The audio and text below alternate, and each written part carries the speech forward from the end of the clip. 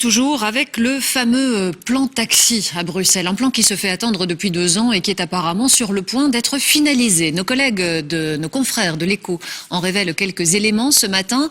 Et ce qu'on retient, c'est que selon ce plan, toutes les sociétés, que l'on parle de taxi, d'Uber ou d'autres sociétés de location de véhicules avec chauffeur, toutes seraient soumises aux mêmes règles. Aurélie Fogli.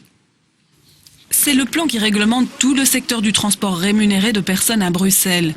Un secteur amené à changer puisque selon le journal L'Écho, la distinction entre taxi, véhicule loué avec chauffeur et voiture Uber serait amenée à disparaître. Voilà de quoi faire bondir les taximens. On aurait décidé d'appliquer au secteur du transport rémunéré de personnes le business model d'Uber tout simplement. Puisque ce qu'on lit dans les pages de l'Écho, c'est la disparition du taximètre, c'est la libéralisation du prix et donc adopter éventuellement le prix dynamique, le surge pricing à la Uber. Bref, c'est de dire oui, on va appliquer les règles d'Uber à tout le monde. Concrètement, de quoi serait-il question ? En termes de licence, elle ne serait plus attribuée aux véhicules, mais à chaque chauffeur personnellement, y compris donc les chauffeurs Uber qui respectent les règles sociales et fiscales et suivent une formation. Le nombre de taxis autorisés à rouler à Bruxelles serait augmenté de 500 véhicules pour atteindre un total de 1800.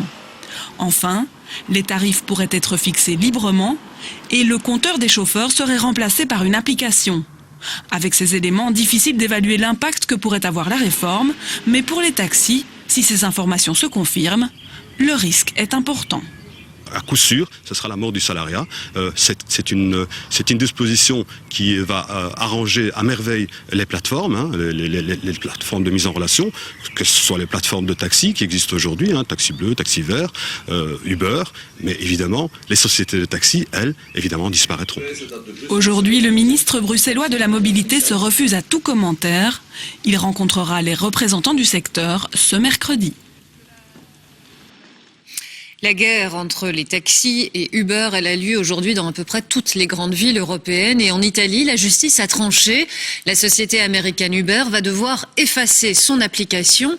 Une victoire pour les taxis. Alors Uber a fait appel de cette décision. Mais si le gouvernement italien ne change pas la loi, d'ici 3 semaines, la disparition d'Uber devrait bientôt être officielle.